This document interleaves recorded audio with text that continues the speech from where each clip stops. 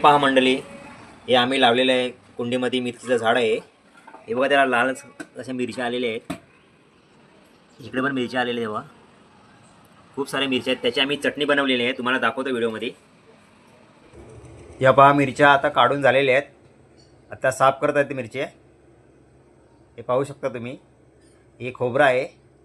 आता हे खोबरं गरम करून थोडं घ्यायचं आहे. हे पहा, लसूण आहे. लसूण साफ करून घ्यायचे आहे. आता हे खोबरं गरम करून झालेलं आहे. आता ते मिक्सरच्या भांड्यामध्ये टाकायचे आहे.